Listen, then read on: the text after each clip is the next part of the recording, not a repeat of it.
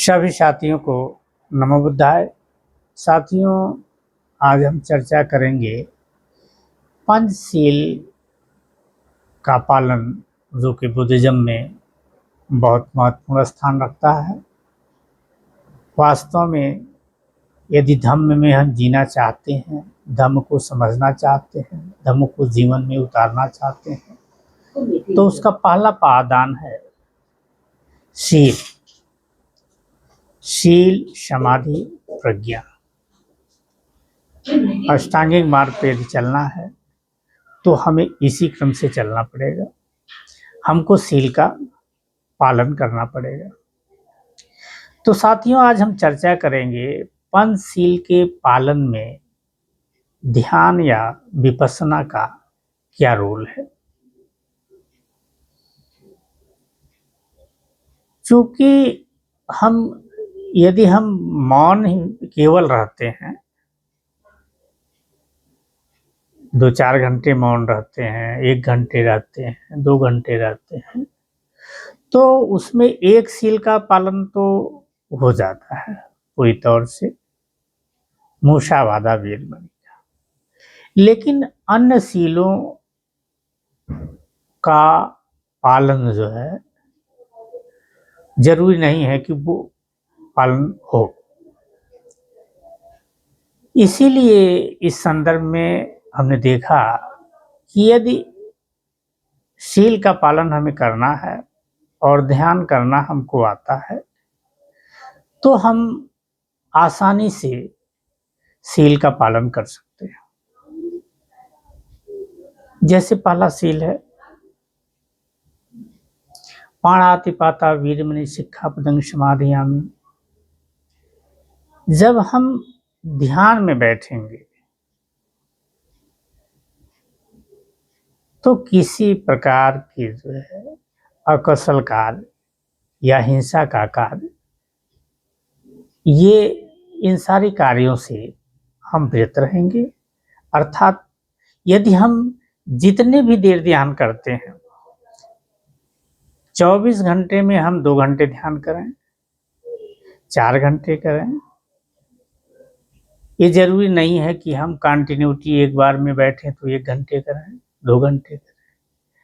जैसे हमको मौका मिलता है, हम टुकड़े टुकड़े में 20 मिनट, 30 मिनट सुबह और शाम, कुल मिला करके 2 घंटे भी इसका हम पालन करते हैं और ध्यान का अभ्यास करते हैं, तो हमारे शीलों का पालन आसानी से हो जाता है। हम शील का पालन या शील का अभ्यास हम कर सकते हैं। जैसे दूसरा है अदिन्ना दाना वीरमणि।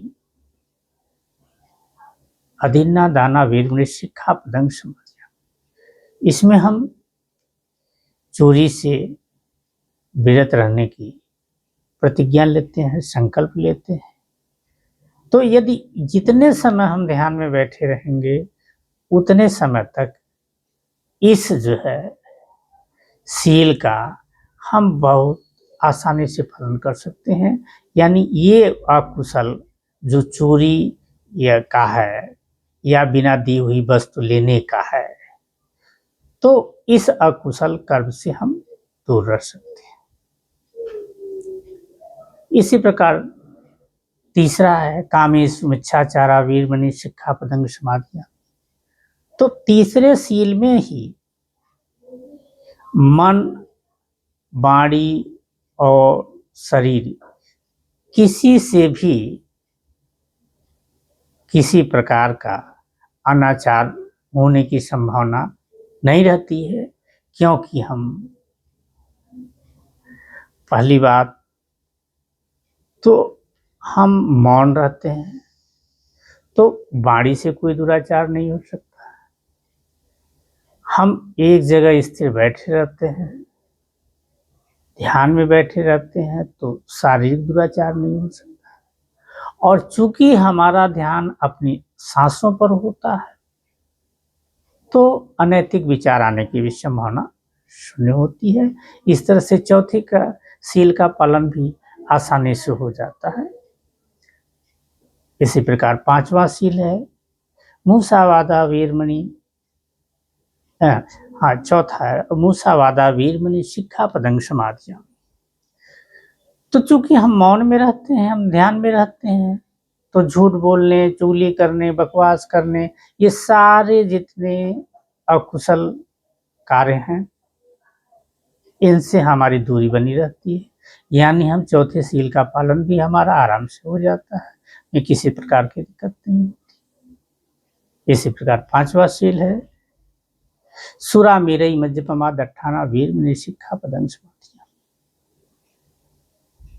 कि हम किसी प्रकार के नशा पता से दूर रहें। तो यहाँ तो पूरी सुविधा है कि जब जब हम ध्यान में बैठे रहेंगे तो इस तरह का कोई कृत्य हमारे द्वारा नहीं होगा, यानी पांचवें सील का पालन भी हम आसानी से कर लेंगे। अब सवाल ये उठता है, ये हो सकता है कि कहें कि हम तो 2 ही घंटे ही तो पालन कर पाएंगे, बाकी हम कर सकते हैं। यदि मेरे जीवन में इसका अभ्यास हो जाएगा तो जो शेष मेरा समय बचता है उसमें भी हम जागरूक रहेंगे और सीलों पर ध्यान रहेगा कि हमारा सील भंग न हो। तो अभ्यास बड़ा महत्वपूर्ण है। यदि जो है ध्यान के अभ्यास से हमारा सील का अभ्यास हो जाता है, हम तो हमारा जो समय ध्यान की बात का है उसमें भी ये स्मृति हमारी सदा बनी रहेगी कि ये अकुशल है, ये कुशल है, तो हम अकुशल कार्यों से दूर रहेंगे। और बुद्धिज्म को 2 ही लाइन में धम्मपद में कहा गया है। यदि इस पर हम ध्यान दें तो मैं समझता हूँ कि हम पूरे बुद्धिज्म को समझ सकते हैं, अपने जीवन में बुद्धिज्म उतार सकते हैं। और यदि मेरे जीवन में बुद्धिज्म उतर गया तो जीवन में करुणा उतर गई, शांति उतर गई। तो एक लाइन में क्या कहा है बुद्ध ने, शब्द पापश करणं कुशलस्योपसंपदा सचित्त परियोदपन्नं एतान बुद्धानुशासनम्।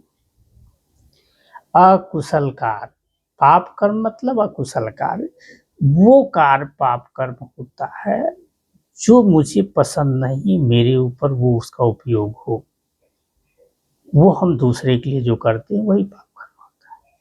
यानी कुशल कार्यों से विरत रहना, अकुशल कार्यों से विरत रहना या पाप कर्मों से विरत रहना। सब पापस अकर्म, सभी अकुशल कार्यों से विरत रहना। कुशलस्य उपसंपदा, सभी अच्छे कार्यों को करते रहना। सब पापस अकर्णं कुशलस्य उपसंपदा सचित्त परियोदपन्नं, और हमेशा अपने चित्त को निर्मल करते रहना। और चित्त यदि निर्मल करना है तो उसके लिए ध्यान का अभ्यास, सील का अभ्यास हमको करना पड़ेगा। यही जो है बुद्ध का उपदेश है, यही बुद्ध का धम्म है। और इसका हम पालन करके, इसको जीवन में ला करके हम अपने जीवन को सफल बना सकते हैं। इसी के साथ हम सभी साथियों को नमो बुद्धाय, सभी का मंगल हो, सभी का मंगल हो, सभी का